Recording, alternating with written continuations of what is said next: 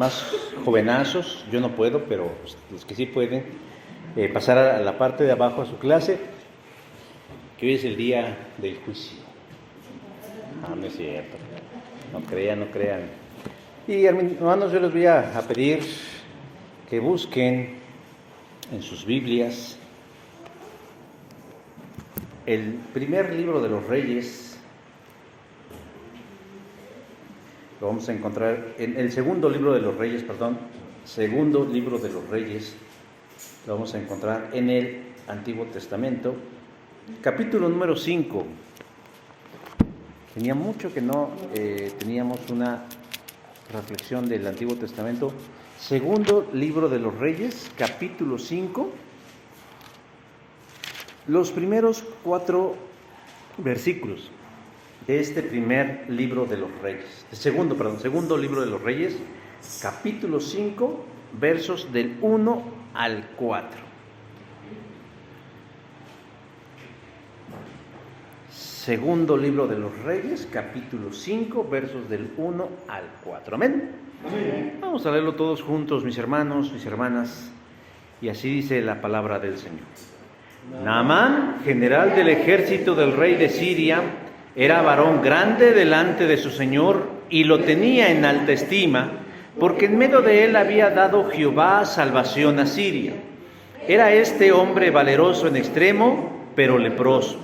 Y de Siria habían salido bandas armadas y habían llevado cautiva de la tierra de Israel a una muchacha, la cual servía a la mujer de Naamán. Esta dijo a su señora: si rogase mi señor al profeta que está en Samaria, él lo sanaría de su lepra. Entrando Naamán a su señor, le relató diciendo: así y así ha dicho una muchacha que es de la tierra de Israel. Amén. Pueden tomar sus lugares. Se dice que la culpa es el sentimiento más feo que existe. Es tan feo el sentimiento de la culpa, que nadie quiere cargar con él. Y parece ser que sí, que la culpa es una de las emociones más destructivas que existe.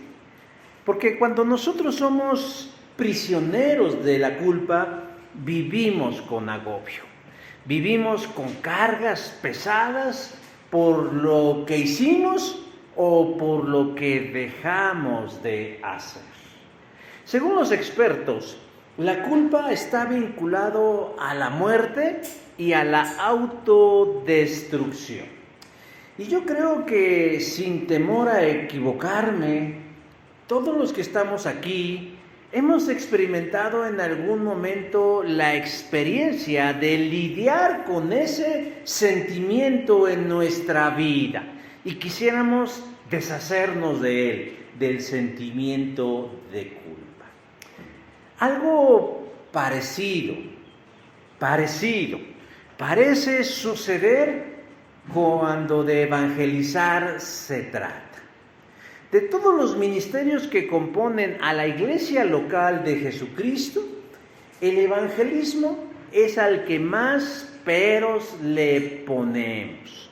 Pero no lo hacemos de manera abierta, sino sutil, velada, subliminal.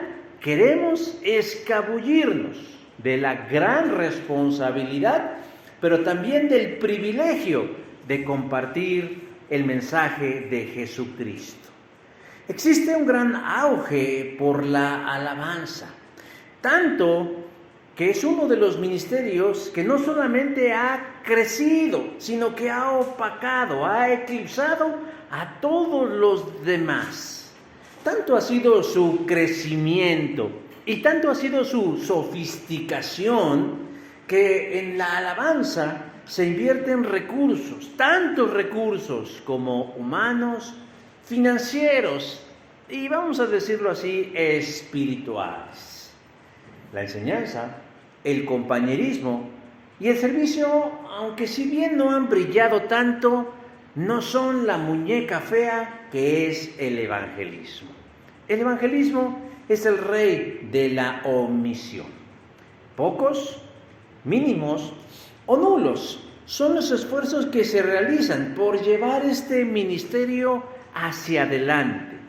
Pero déjeme decir que el evangelismo es la columna vertebral de la iglesia. Por él se sustenta. Ahora que acabo de terminar una nueva crisis en mi columna vertebral, tenemos que reconocer que pocas veces aplicamos la higiene de vida a esta que nos sostiene. Hacemos mal uso de ella, la maltratamos y en el peor de los casos la omitimos.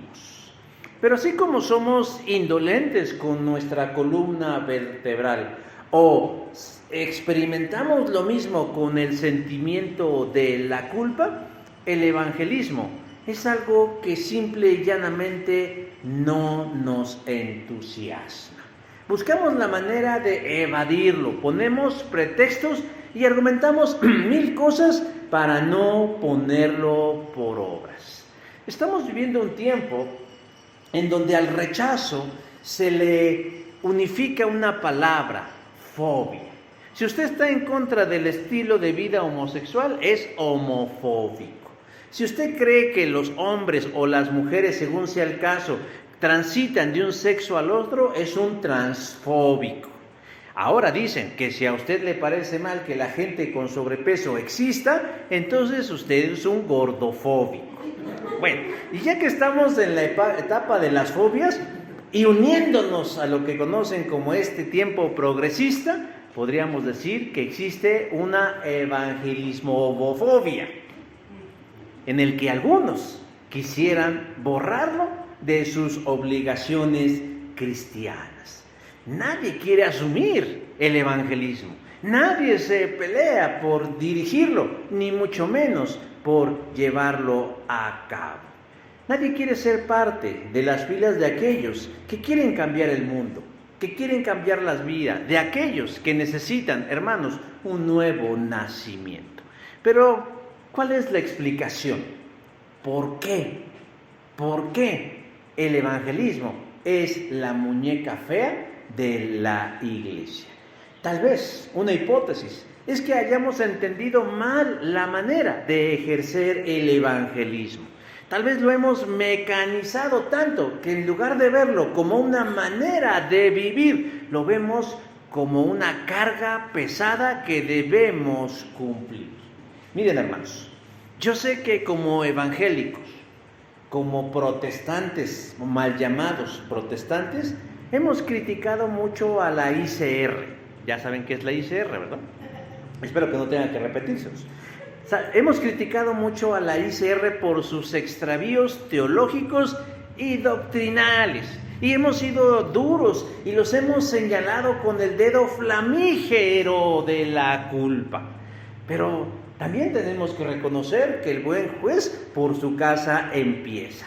Y la iglesia evangélica también tiene sus bemoles. También tiene sus cositas torcidas, también tiene sus esqueletos en el closet, también tiene sus dogmas y vive de ellos. Y uno de ellos, hermanos, es la manera en cómo ha querido cumplir la tarea encomendada por Jesús, a través de una metodología, en lugar de hacerlo a través de una manera de vivir.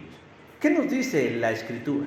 Hechos capítulo 2, versículo 47 dice: y cada día el Señor agregaba a esa comunidad cristiana los que iban siendo salvos. ¿De quién es la tarea principal de añadir a la iglesia? De Dios. Y esto, hermanos, no significa que nosotros debamos sentarnos en nuestros reales o dormirnos en nuestros laureles. No. Pero sí reconocer que la tarea más difícil y complicada la lleva a cabo el Señor. ¿Cuál es nuestro papel? Nuestro papel comparado a lo que hace el Señor es pequeño, es modesto, pero es significativo y decisivo. Es un trabajo que tenemos que desempeñar. ¿Sabe usted cómo creció la iglesia del primer siglo? cuando hacía evangelismo, lo hacía particularmente de 3 maneras. Para aquellos que quieren volver a los orígenes y dicen, ojalá volviéramos a los tiempos del primer siglo de la mal llamada iglesia primitiva. Pues la iglesia primitiva o primigenia o del primer siglo evangelizaba de 3 maneras. La primera, a través de los debates, es decir, del intercambio de las ideas. Los apóstoles, que eran los más preparados, deliberadamente iban ¿a dónde? A las sinagogas y disertaban, discutían con argumentos, con evidencias que Jesús era el Cristo. Yo quisiera saber si muchos cristianos de las iglesias tienen la capacidad de irse a meter, ya no digamos a un templo espiritista, a una cantinita, a un bar familiar, a cualquier espacio y predicar el evangelio con astucia, inteligencia y lleno del Espíritu. Hermanos, así se puso el Zócalo un 15 de septiembre, porque la gran mayoría, como los conejos, sacatito, porque realmente no se tiene la capacidad de establecerlo mediante los debates. Y el resultado era extraordinario. Era la mejor manera en cómo la iglesia del primer siglo creció de manera extraordinaria. La segunda, a través de las reuniones cristianas. Ellos se reunían en el templo y por las casas. Hacían cultos pequeños o grandes en donde invitaban al finalizar de la predicación a que la gente tomara una decisión referente a Jesucristo. No voy a entrar en detalles, pero no era una invitación a recibir a Cristo. Era una exhortación a tomar una decisión. Y la tercera, hermanos, la tercera forma en la que la iglesia del primer siglo crecía era a través de la cotidianidad, de la vida diaria. Luego de la muerte de Esteban, en el capítulo 7 del libro de los Hechos, la iglesia fue fuertemente sacudida y muchos salieron huyendo, temiendo por sus propias vidas. Llegaron a diferentes regiones de Judea, de Samaria y de Palestina. Curiosamente, a lo mejor no es la palabra exacta, pero curiosamente, hermanos, lugar donde llegaban esas semillas de fe, crecía o se establecía una iglesia. ¿Cómo? Si ya no estaban los apóstoles. ¿Cómo? Si ya no estaban los líderes. ¿Cómo? Pues porque a través de la cotidianidad, de esta forma de vivir la fe, la gente hablaba de lo que Cristo había hecho en sus vidas y había comezón en los oyentes para hacerse cristianos. Hermanos, lamentablemente, en un afán de querer alcanzar el mayor número en el menor tiempo, hemos convertido el evangelismo en una tarea mecánica, carente de vida, ajena a las personas, totalmente deshumanizada, porque les hablamos de cosas que muchas veces para ellos no tienen mucho sentido. Por eso, hermanos, es importante que nosotros revisemos la manera en cómo vivimos nuestra fe y cómo la compartimos. La gente tiene necesidades, y si bien es cierto que la necesidad que nos une es la falta de Dios, también cada uno de nosotros tenemos una necesidad personal en donde Dios puede incidir. ¿Qué necesitamos nosotros para testificar? Hermanos, primero, siendo cristianos. No vamos a poder compartirle a alguien si no lo somos. ¿Qué vamos a compartir? Nuestra experiencia de salvación. Porque eso es incuestionable y eso nos da poder y autoridad de decirles a los demás cuán grandes cosas ha hecho Dios con nosotros. Por eso, hermanos, hoy en este día, yo quiero que nos adentremos en estos pequeñitos o breves versículos de la Escritura y podamos descubrir un pequeño testimonio, casi imperceptible. Yo no sé si usted se había dado cuenta de este pequeño testimonio de alguien de quien la Escritura ni siquiera nos da su nombre. No nos dice cómo se llama. Solamente nos dice que es una jovencilla, una muchachilla, dirían los del norte, que era nativa de Israel. ¿Que trabajaba qué? Ayudando y sirviendo en una casa. Pero que dio un pequeñísimo, pero poderoso testimonio que trajo como consecuencia la salvación de un gran personaje. Trajo un cambio de vida para él, para los suyos, para su familia. Y tal vez como la semilla que en el futuro traería gran salvación en una nación extranjera como la nación de Siria. Hermanos, yo quiero que descubramos 3 aspectos importantes de cómo esta casi niña israelita testificó de manera poderosa, siendo su testimonio algo tan sencillo, tan elemental y tan modesto, pero que fue de gran bendición para quien lo escuchó. ¿Cuál es el primer elemento que podemos mirar en el testimonio de esta jovenzuela? La primera, hermanos, es que un pequeño gran testimonio siempre es oportuno. Verso 2 dice, y habían llevado cautiva de la tierra de Israel a una muchacha. Creo que la gran mayoría, si no es que todos, conocemos la historia de Naamán. Sabemos que era un hombre sirio que estaba enfermo, pero casi nunca reparamos en el detalle de cómo es que Naamán llegó delante del profeta Eliseo. No lo vio en un TikTok, ¿verdad? No le llegó un WhatsApp, no le llegó ni siquiera una paloma mensajera, sino fue a través de alguien que le compartió. Pero hermanos, ese pequeño detalle de cómo es que a él le llega la información de allegarse a Dios es algo que marcó la diferencia en su vida. Y fue a través de la intervención de una joven israelita que había sido llevada prisionera tiempo atrás en una batalla entre los sirios y los israelitas y servía como sierva, valga la expresión, como la esposa de Naamán, versículo número 2. Decía ahí, es una joven anónima, no nos dice cómo se llama, no nos dice qué edad tenía, simplemente nos dice que estaba ahí. Pero sí nos habla de otro personaje, en este caso, el beneficiario de su testimonio. Comienza hablando el capítulo 5 del segundo libro de los Reyes diciéndonos, Naamán, general del ejército del rey de Siria. La historia identifica al rey de Siria como Ben-Hadad II, quien tiene en muy alta estima a su general, varón grande delante de su señor, y lo tenía en grande estima. ¿Cómo le dice? Varón grande. O sea, para él era alguien digno de reconocimiento. Este reconocimiento de varón grande también fue aplicado a otros personajes de la Biblia, como Gedeón, Jefté, David, Jeroboam y Eliada. Pero, ¿por qué es que el rey de Siria tiene tan alta estima a Naamán? Pues nos lo dice el verso 1, porque por medio de él había dado Jehová salvación a Siria. En otras palabras, Naamán era el responsable de muchos de los triunfos que Siria había tenido sobre sus enemigos.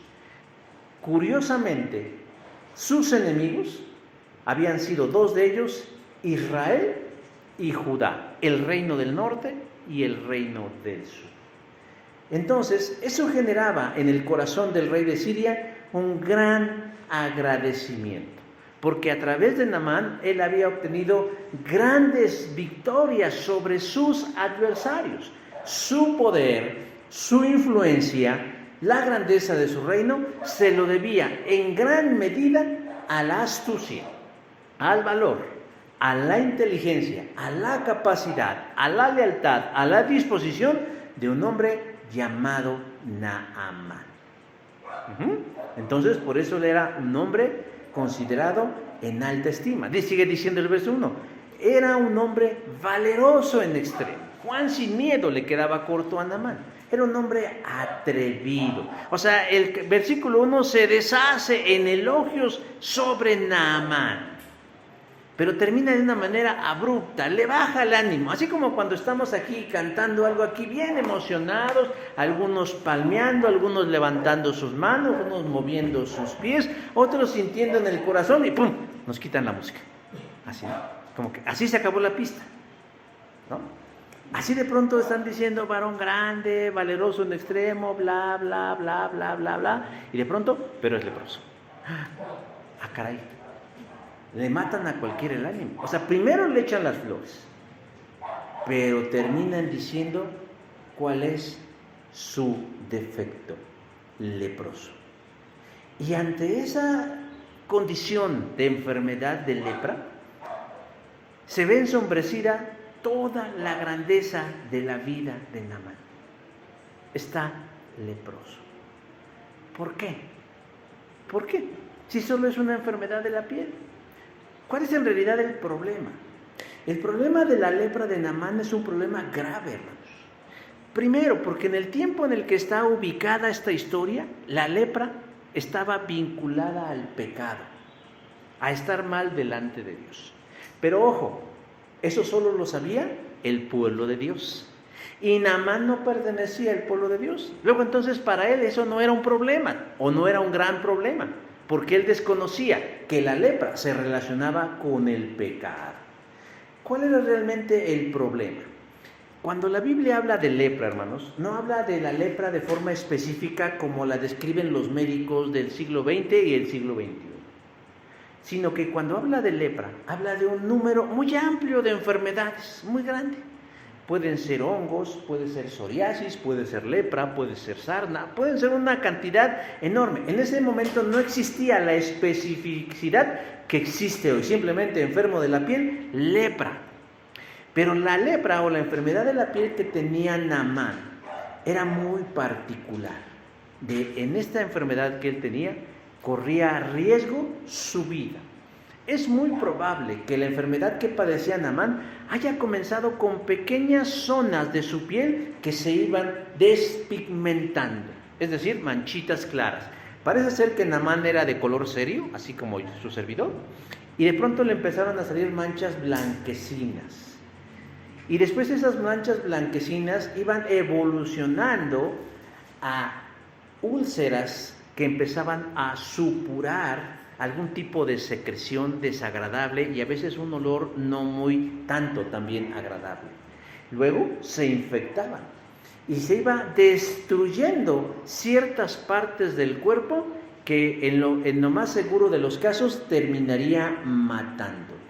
El problema de Naamán no era una cuestión estética, ay, qué granos tiene o qué feo huele, sino es un asunto de salud, de vida o de muerte.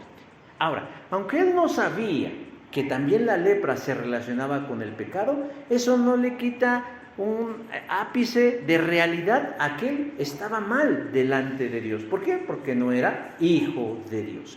Pero tan solo en este breve relato, hermanos, en donde se retratan las virtudes de alguien y también sus defectos, está dándonos un clásico cuadro de lo que somos los seres humanos. Nosotros podemos tener todas las mayores virtudes. Ay, soy alto, soy guapo, tengo dinero, soy inteligente, tengo muchos amigos, me va muy bien el trabajo, mi familia es extraordinaria, pero tengo algo que me mancha delante de Dios y es mi pecado. ¿Quién puede ayudarme con mi pecado? Nadie. Ni el mejor médico, ni el mejor motivador, ni el mejor psicólogo, ni el mejor psiquiatra, ni el mejor tanatólogo, ni el gran especialista, ni el gran gurú, ni la religión, ni el dinero, nadie. Así como a Naamán nadie podía ayudarlo, él era amigo del rey y el rey no podía curarle su lepra. Yo supongo, con cierta certeza, que él tenía acceso a médicos de la corte y tampoco podían ayudarlo. Y entonces él estaba como en esa búsqueda de algo que le pudiera ayudar a resolver su problema de lepra. Pero el personaje principal de esta historia, hermanos, no es Naamán. No es Naamán, aunque es el de quien más nos da información, él no es el personaje principal. El personaje principal aparece en el versículo 2, cuando habla de una joven israelita, que según los historiadores y los lingüistas, la traducción más exacta debió haber sido casi una niña israelita, que nos dice que llegó a Siria de una manera muy trágica. Dice, de Siria habían salido bandas armadas y habían llevado cautiva de la tierra de Israel a una muchacha. Ella vivía en tiempos de guerra.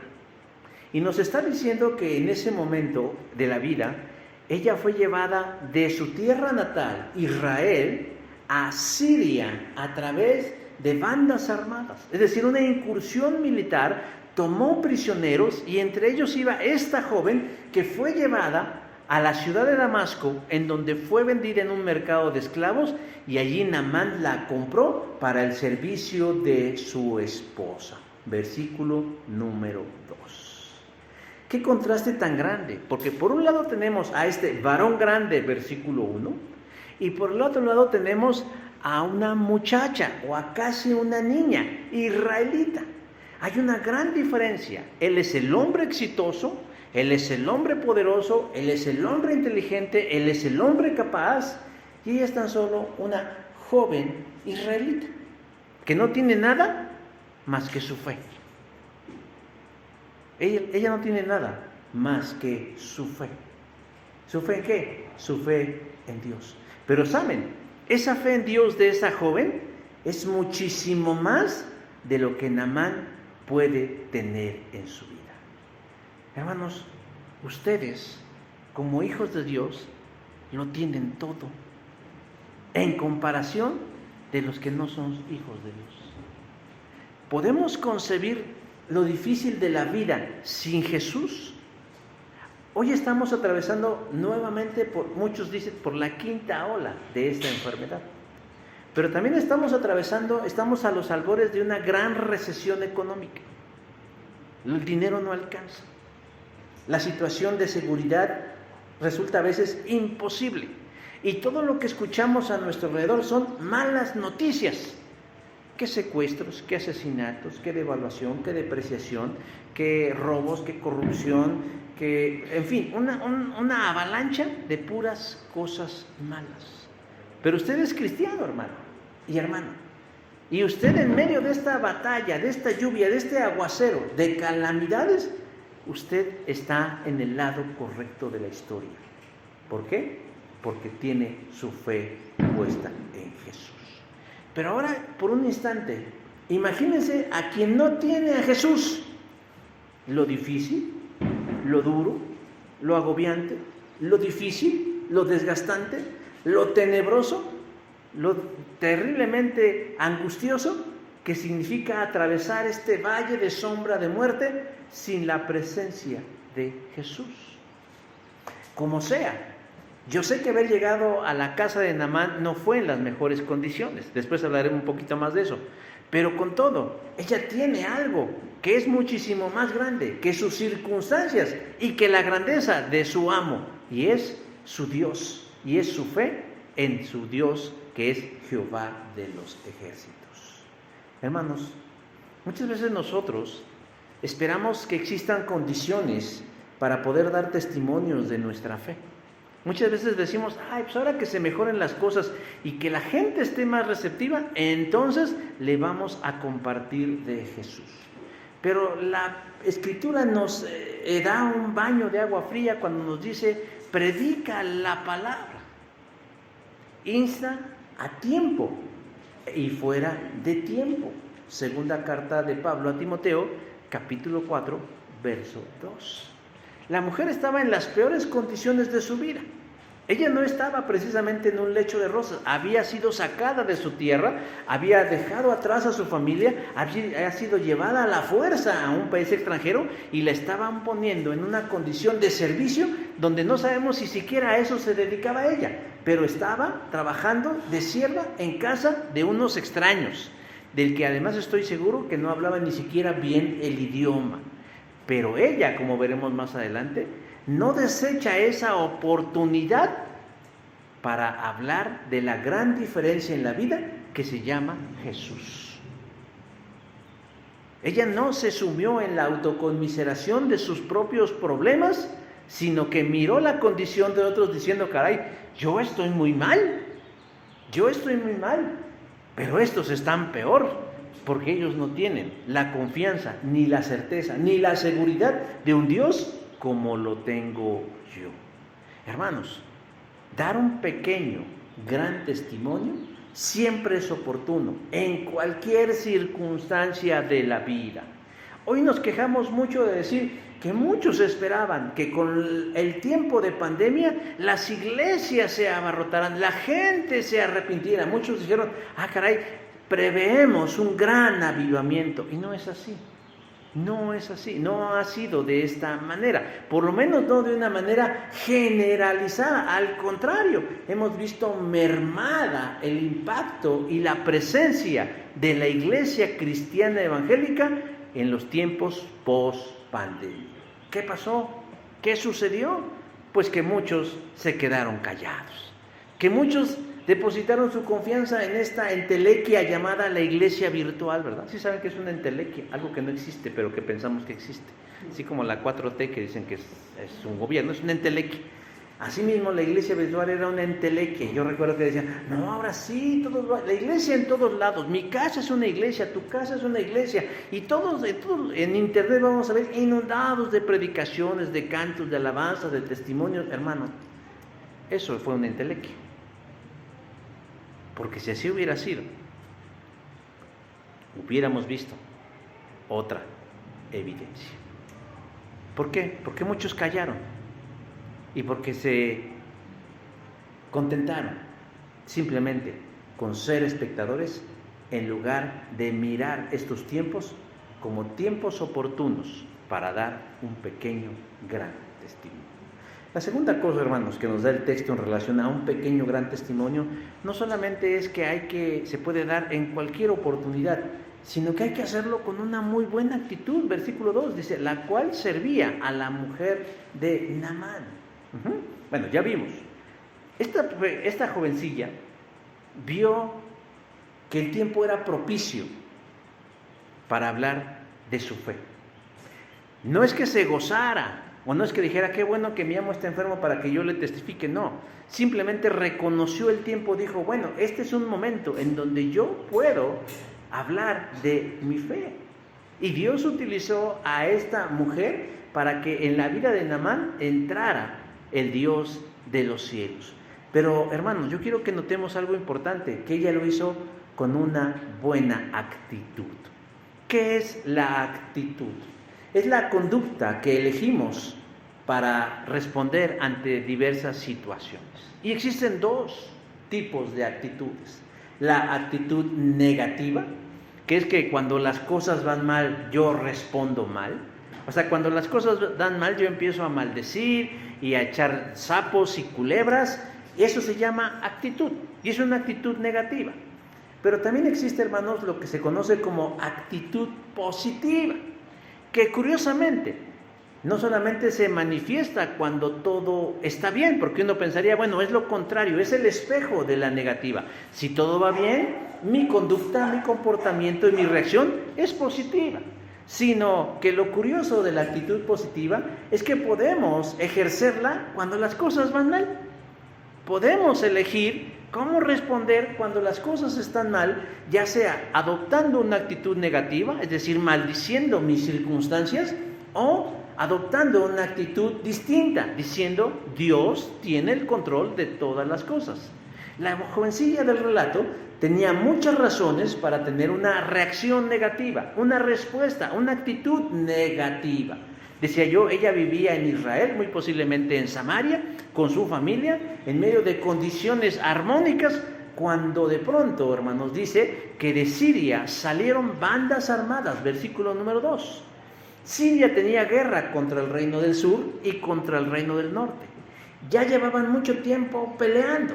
Y recuerden ustedes que en las guerras no solamente a veces es matar y destruir, sino también ejercer poder y autoridad sobre los vencidos. Y una vez que son vencidos, se tomaban prisioneros que se convertían en mano de obra gratis para los triunfadores. Albañiles, carpinteros, campesinos o siervas o sirvientas, como les quisieran llamar en ese momento, ¿no? Generalmente, cuando ocurrían las guerras en ese tiempo, sobre todo en el tiempo de Israel, las mujeres, los niños y los ancianos eran evacuados a otras regiones para evitar que fueran tomados prisioneros o que murieran. Lo que se desconoce es porque esta joven sí estaba en Israel cuando llegaron los sirios a guerrear. Podemos teorizar y no llegar a ninguna conclusión, pero el punto es que ella es tomada prisionera en Israel, en Samaria, y es llevada, hermanos, de manera dolorosa, traumática y desoladora, como esclava hacia el país de Siria. Tenemos que pensar lo que ella vivió y experimentó: exilio, dolor y pérdida. Cuando llega a la ciudad de Damasco, la pusieron a la venta en el mercado de esclavos. Y créanlo, que yo me puedo tal vez imaginar que no es lo más bonito que te exhiban como una mercancía delante de otras personas y te digan: yo doy 5 pesos por ella, doy 10 pesos por ella, doy 25 pesos por ella. No, está re fea, yo no doy ni 5 centavos. ¿Ustedes creen que una persona en esa condición se puede sentir contento, pleno, realizado? O simplemente así, me vale. No, hermanos, realmente está siendo destrozada por dentro, porque es tratada como una mercancía y no como una persona humana. Muchas veces mi hermano Enrique utilizaba este término de persona humana, pero ¿saben que en estos tiempos sí se debe precisar eso de persona humana? Porque hay gente que dicen que hay personas que no son humanas, y ustedes dirán: ¿cómo personas que no son humanas? Bueno, los changos, los orangutanes, los delfines, los perros y los gatos, para algunos ya son personas, porque tienen personalidad. Persona viene de personalidad, de reconocimiento social. Pero ahora tenemos que especificar: personas humanas. Son personas humanas. Entonces ella, como persona humana, está siendo tratada de forma indigna. Y eso, hermanos, es muy doloroso. Entonces, esta mujer, cuando llega a la casa de Naamán y sirve a la mujer de Naamán, verso 2, obviamente tendría de su lado toda la razón y todo el derecho para sentirse mal y tener una mala actitud en la vida. Servirles mal la comida, hacer más del que hacer, escupirle a la sopa, lavar mal el baño, echarle a perder la ropa a Naamán o a la esposa, porque tal vez ella buscaría vengarse de esa forma de lo mal que la trata la vida. ¿Pero qué creen? No, hermanos, no. Yo creo que cuando ella llegó a la casa de Naamán, ella se dio cuenta que detrás de esa casa y detrás de esa vida social en donde estaba este varón grande, había un gran dolor. Y yo creo que detrás de todo eso ella fue movida a compasión, porque se dio cuenta que ese varón grande y exitoso, su enfermedad era su castigo. Dirían los clásicos: era su némesis, era su carga, era su pesar. Decía yo, ella pudo haber adoptado una actitud de decir: pues se lo merece. Cochinos sirios que fueron a mi casa y me llevaron, no sé qué. No, pero ella adoptó ¿qué? Una actitud positiva. No se dejó contaminar por el odio, no se dejó llevar por el resentimiento, no se dejó invadir por el enojo, sino que cuando ve el sufrimiento de su patrón, decide compartir lo más valioso que tiene. ¿Y qué es lo más valioso que tiene? Su fe en Dios. Se acerca a la esposa de Naamán y le dice, verso 3, si rogase mi señor al profeta que está en Samaria, él lo sanaría de su lepra. Ese es su testimonio. Eso es todo. Si rogase mi señor al profeta que está en Samaria, él lo sanaría. No es que la fe de la mujer estuviera puesta en Eliseo, porque se está refiriendo a Eliseo el profeta, sino que ella sabe que Eliseo es un instrumento del Dios Altísimo y que mediante él, Eliseo, Jehová puede obrar una maravilla. Una maravilla. Algo que ese hombre está necesitando. Recuérdense que los milagros ocurren por dos razones fundamentales. Una, como respuesta a la fe, tengo fe y ocurre un milagro, pero en otras ocasiones el milagro ocurre para crear fe. No tengo fe y Dios produce en mí un milagro que me hace tener fe en él. En este caso es así.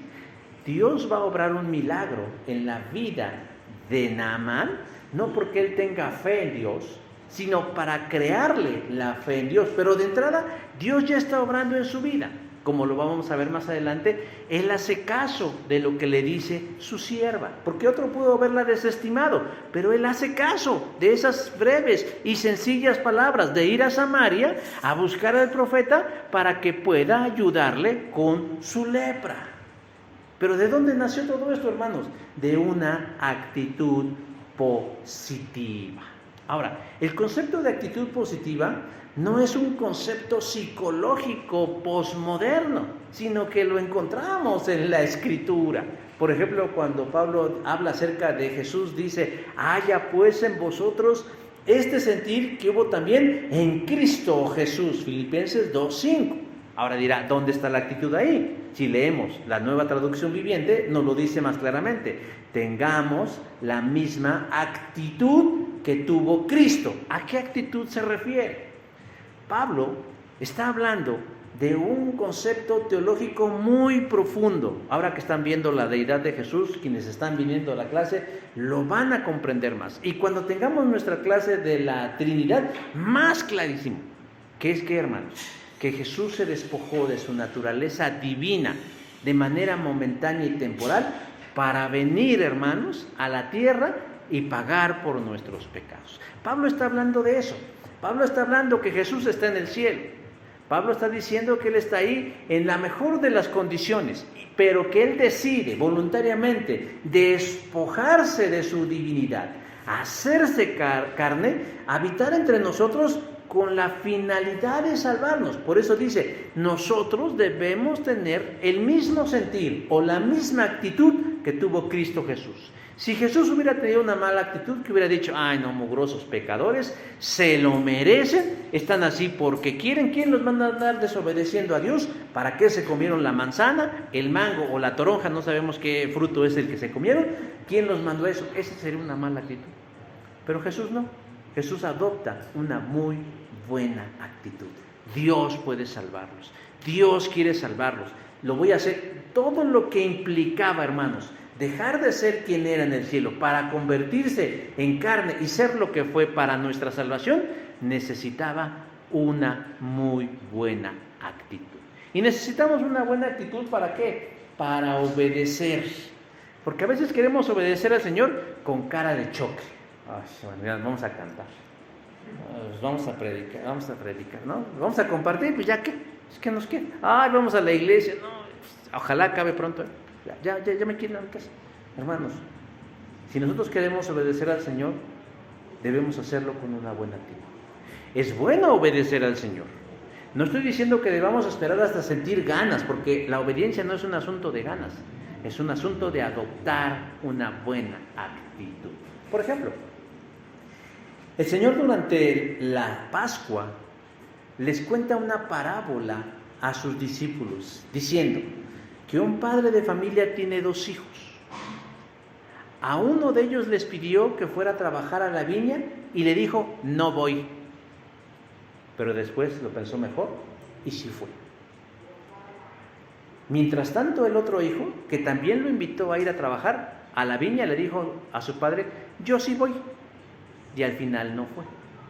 Y Jesús termina la parábola preguntando: ¿cuál de los 2 hizo la voluntad de su padre? Y todos dijeron: el primero.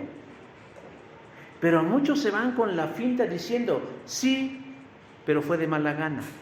No, hermanos, esa no es la enseñanza. La enseñanza de entrada es la obediencia. Porque dice ahí que el primer hijo, aunque de entrada dijo no, después lo pensó mejor. Y pensarlo mejor implicaba tener una actitud distinta. ¿Sabes qué? Mejor sí.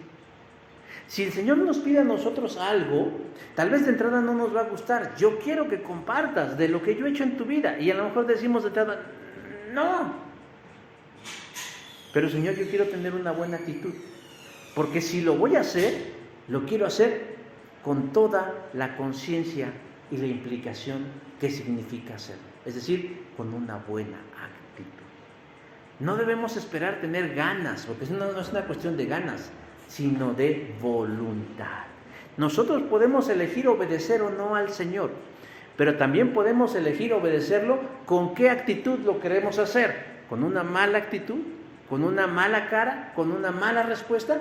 ¿O hacerlo en el mejor de los términos para nuestro Dios? Y si vamos a dar un testimonio, esta mujer nos da un ejemplo. Lo hizo con la mejor de las actitudes. Y que hubo un gran resultado. Por eso, la tercera cosa que nos enseña el pasaje en relación a un pequeño, gran testimonio, es que siempre hay un buen resultado. Versículo 5, le dijo el rey de Siria, anda y ve. Como dice la canción, anda y ve. Te está esperando, anda y ve. La joven israelita notó el sufrimiento de Naamán. Va con la esposa de su amo y le dice, si rogase mi señor al profeta que está en Samaria, él lo sanaría de su lepra. Naamán tiene todo menos salud. Y ya dijimos, y nadie puede ayudarlo. No obstante, bajo su techo hay alguien que sí puede, alguien que ha pasado casi inadvertida. Una niña, esclava, que parece no poseer nada, pero que tiene lo más valioso, a Dios en su corazón. Y que además es generosa, porque no se lo guarda para sí, sino lo comparte. Y lo único que le dice, ni siquiera directamente, sino a través de su esposa, oiga, estaría muy bien que su esposo fuera a Samaria y buscara al profeta para que lo sane de su lepra. Eso es todo. Yo creo, hermanos, dos cosas en relación a veces porque ¿por qué no compartimos nuestra fe? Uno, porque a veces tenemos miedo de hablar abiertamente de lo que creemos, nos ponemos nerviosos. O creemos que a los demás no les va a interesar, o que van a reaccionar negativamente. Estaba leyendo a alguien que decía, si usted hoy en día, en una reunión, usted dice, yo soy musulmán, bueno, va usted a causar sensación. Oye, ¿y cómo se vive en Musulmania? No se dice Musulmania. Oye, ¿cómo se vive en los países árabes? No, porque eso es como exótico, ¿no? Yo soy musulmán. Si usted dice que es budista, yo también creo en el zen de la vida. O si usted dice, no, yo soy, no sé, cualquier otra cosa, cualquier una idea así media rara, media extraña, pero usted diga que es cristiano. Le van a torcer la boca, ni le hablen, porque si no se va a poner a hablar aquí del aborto, de que si la película de Buzz Lightyear, del beso de las mujeres, no con idea. A ver, ese tipo de situaciones tiene un impacto en nosotros.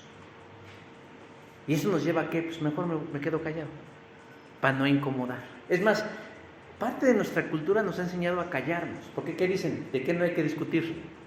¿De política? ¿De fútbol? Y de religión. ¿Y por qué no? ¿Cómo se crean las relaciones humanas? A través del diálogo y la comunicación. Pero si todos vamos a hablar del mismo tema, pues mejor parémonos frente a un espejo y hablémonos a nosotros mismos, si no queremos escuchar algo que sea distinto a nosotros. Digo esto, mis hermanos, porque debemos irnos quitando de la cabeza de que debemos quedarnos callados porque a los demás no les va a interesar. A lo mejor sí les interesa. Ya de antemano estamos asumiendo que no les interesa, pero habrá uno que sí le interese. Habrá uno que sí quiera escuchar. A lo mejor habrá quien te diga, ay, no me vengas con tus cosas. Tal vez a ti no, pero habrá otros que sí les interese. Hermanos, a veces hay gente que está esperando que nosotros les hablemos de nuestra fe y nosotros simplemente nos quedamos callados, porque pensamos, no les va a interesar o no les va a gustar. La otra razón por la que a veces nos quedamos callados, hermanos, es que pensamos que no tenemos nada que decir. No, es que yo no soy pastor, es que yo no fui a un seminario, es que yo no estudié, es que yo no sé qué voy a hacer. Creemos que debemos ir con todas las respuestas y la suficiente información para convencer a un incrédulo, hermanos. Claro, saber nunca está de más, por eso yo les animo a que ustedes profundicen en su fe. Pero como vemos en el caso de esta joven, ella no dio un curso de teología, ¿verdad? Ella simplemente dijo, estaría bien que mi señor fuera a Samaria y buscara al profeta para que le sane de su lepra. Solo dijo unas breves palabras, pero sustanciosas palabras. Y estas breves palabras iluminaron la esperanza en Naamán.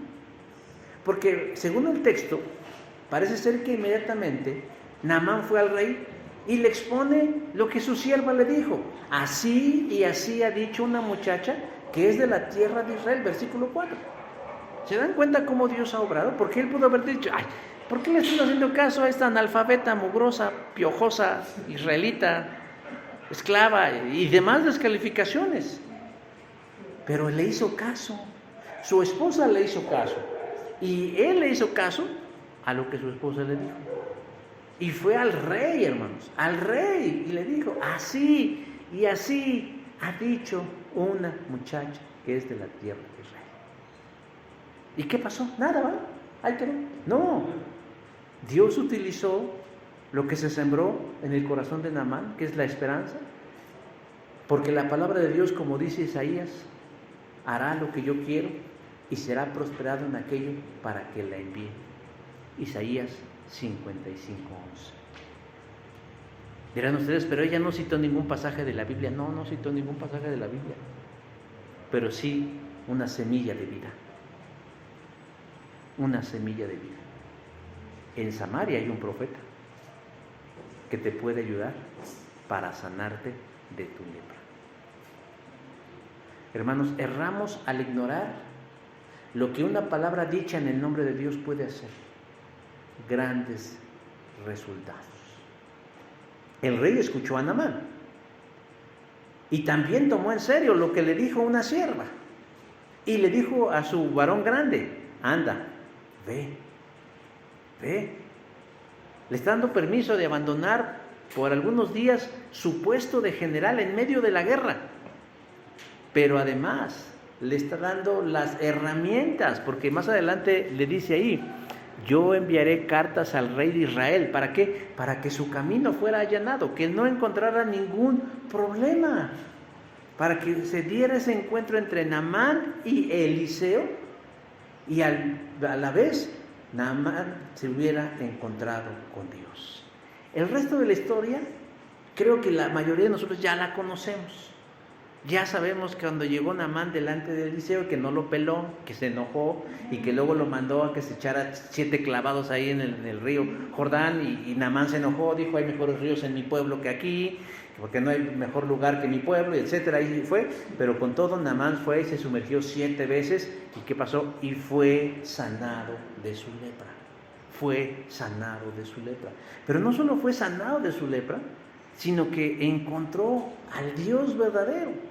Porque si vamos al versículo 17 de ese mismo capítulo 5, dice, de aquí en adelante, o sea, Naamán está hablándole con Eliseo, dice, de aquí en adelante, tu siervo, entiéndase, Naamán, no sacrificará holocaustos, ni ofrecerá sacrificios a otros dioses, sino a Jehová.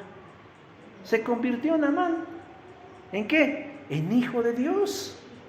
Ahora, sigan leyendo la historia y se van a dar cuenta que por su compromiso con el rey, él dijo, mi obligación es acompañar al rey en sus ceremonias religiosas, porque soy su mano derecha. Yo lo voy a acompañar. Él va a inclinar su rodilla entre sus dioses, pero Dios sabe que mi mente y mi corazón están con él. ¿Por qué? Porque Naamán se convirtió. ¿En qué? En un hijo de Dios. ¿Y por qué se convirtió? Porque una joven israelita, una donadie, le dijo, si rogase mi señor al profeta que está en Samaria, él sanaría de su lepra. ¿Se dan cuenta, mis hermanos? ¿Se dan cuenta cómo ustedes pueden hacer la gran diferencia en la vida de muchas personas diciendo cosas cargadas de semilla de Dios? No tienen que darle un tratado de doctrina. A veces simplemente decir, voy a orar por ti. Le voy a pedir a Dios por tu salud. Y eso se logra más, mis hermanos. No estoy diciendo que no debamos en algún momento explicar lo demás, pero de entrada, eso puede ser una gran oportunidad para empezar a compartir nuestra fe. Y la gente, hermanos, la gente que ya está siendo tocada por el Señor, llegará a los pies de Cristo. Un poeta alemán dijo, si cada día una persona barre el frente de su casa, toda la ciudad estaría limpia. Así cada uno de nosotros. Si cada uno de nosotros hiciéramos la parte que nos corresponde, muchos serían salvados. Yo no estoy desdeñando las grandes estrategias del evangelismo. Todo, hermanos, abona el cumplimiento de la tarea que nos encomendó el Señor Jesucristo.